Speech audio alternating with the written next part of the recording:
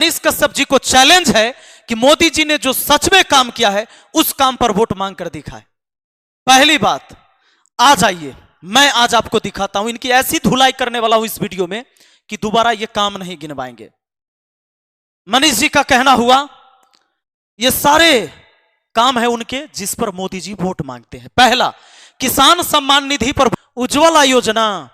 उज्ज्वला योजना जब दिया गया तो माननीय प्रधानमंत्री श्री नरेंद्र मोदी जी ने कहा कि दोस्तों आप अपने सब्सिडी का पैसा छोड़िए और उससे हम उन लोगों तक उज्ज्वला योजना के माध्यम से गैस और चूल्हा उनको उपलब्ध करवाएंगे जो जलावन पर खाना बनाते हैं।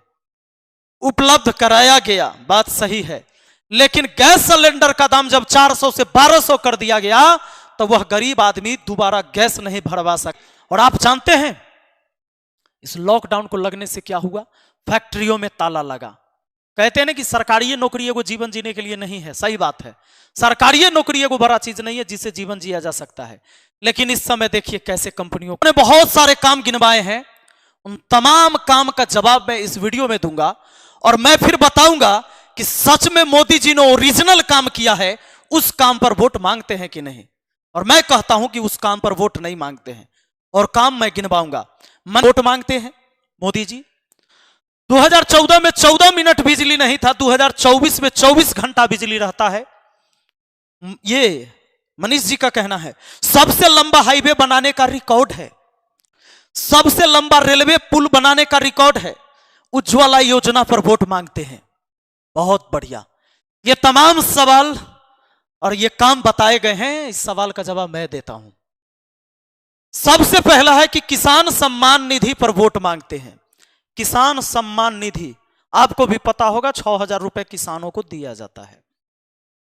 पर इन्होंने यह नहीं बताया कि किसान के यूरिया का दाम, डीएपी का दाम, पोटास का दाम 2.5 गुना 3 गुना बढ़ा दिया गया और 2500 रुपया कर दिया गया डीएपी का दाम। उस पर सब्सिडी दिया जाता है और 1350 रुपया में डीएपी मिल रहा है।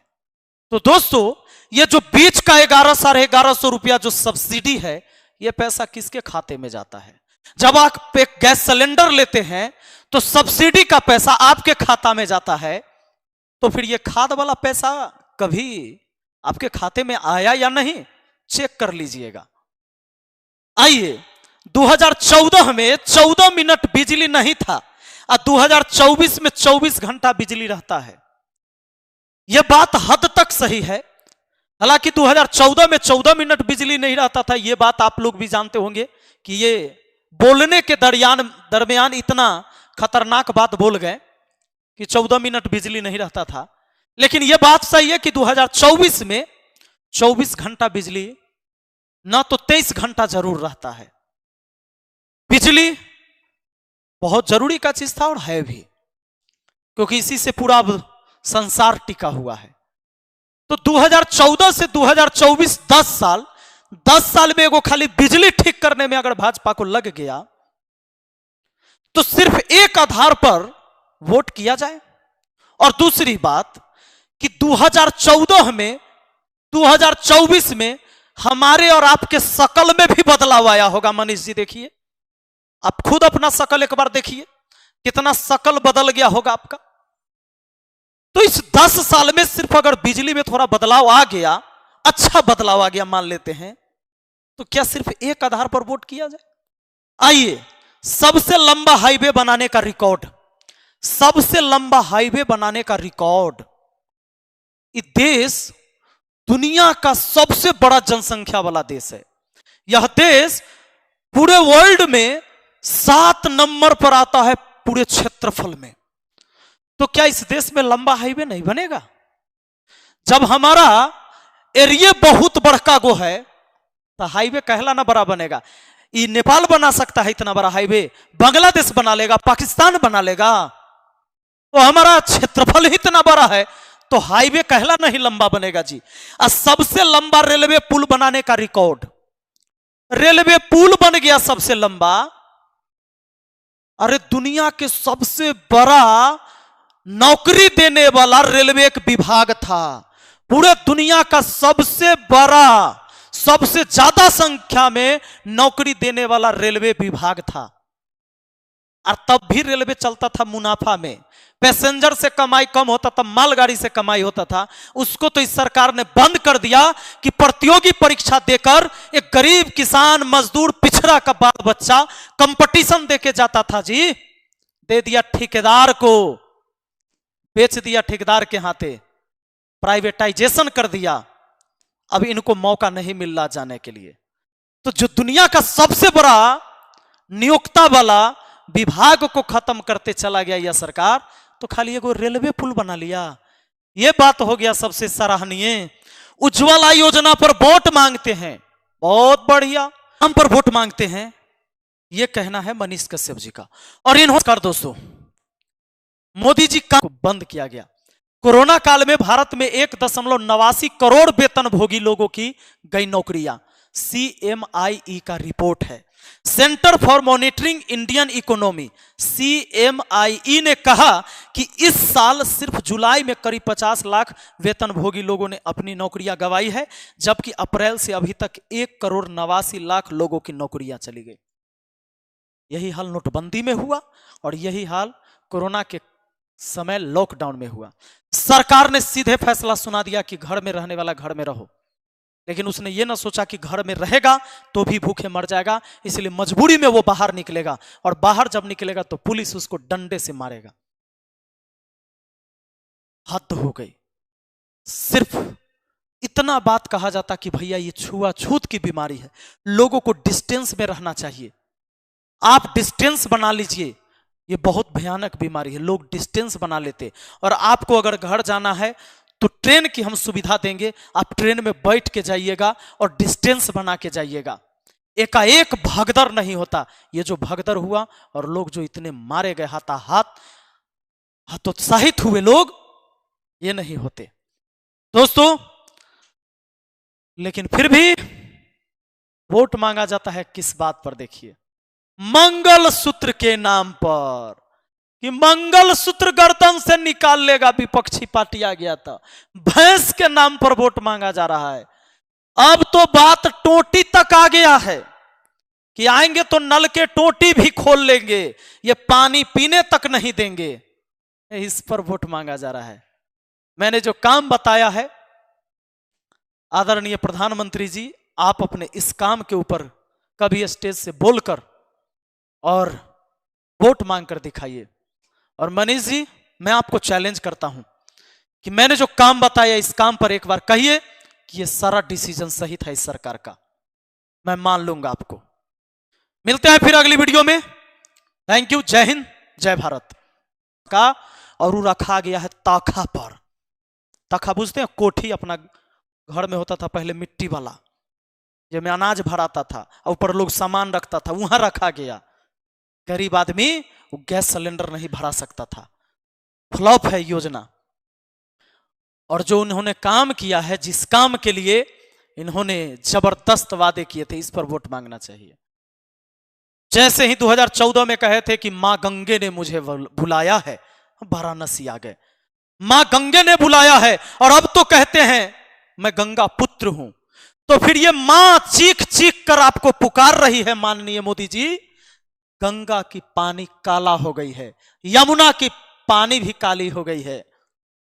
ये गंगा चीख चीख कर आपको पुकार रही है कि बेटा कब आओगे और हमारा उद्धार करोगे।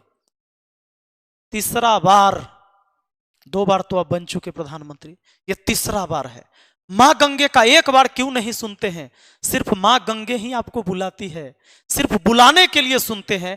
और मां गंगा जो चीख चीख कर बोल रही है, इस पर आपने योजना भी बनाए, बजट भी बनाए, पर आपके काम कितने सफल हुए? आइए और आप स्टेज से खड़े होकर कहिए कि मां गंगा के नाम पर वोट दीजिए मुझे, मैंने गंगा मां का उद्धार कर दिया है। मांगिए वोट, मैं आपके साथ हूं।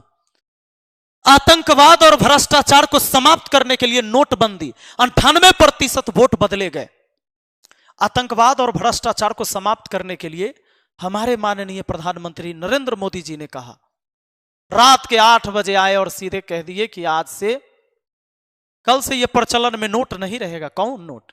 1000 और 500 के नोट नहीं रहेगा, ताकि जो पैसा बैंक में ना जमा करके जो व्यक्ति पैसा संदूक में भर के रख ले होगा, जमीन में गाड़ के रख ले होगा, घर में रख ले होगा, अलमारी में रख ले होगा, गोदरेज बाथरूम जहां भी रखे हुए होगा, वो पैसा वहीं के वहीं डिमोनिटाइज हो जाएगा, चलन में नहीं रहेगा वो पैसा, और उस पर हमला हो गया। लेकिन आप जानते हैं 98% नोट बदला गया। जब 98% नोट बदला गया तो लगभग 100% है जी। और जब पैसा बदलाइए गया तो कैसे आतंकवाद और भ्रष्टाचारियों पर ये हमला हुआ, बता दीजिए मुझे।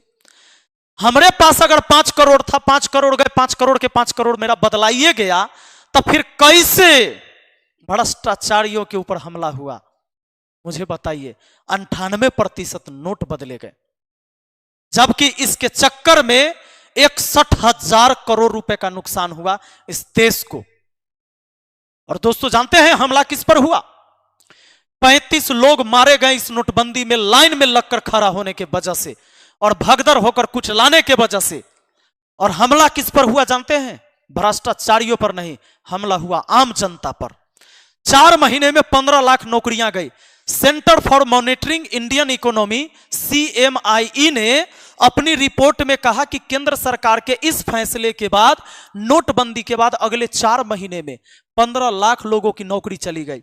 रिपोर्ट में कहा गया कि अगर यहां 15 लाख होगा, 15 लाख लोगों की नौकरी चली गई। रिपोर्ट में कहा गया कि अगर 4 आश्रित लोगों पर एक इंसान कमाई करने वाला है तो 60 लाख से अधिक लोगों के मुंह के रोटी का निवाला छिन गया।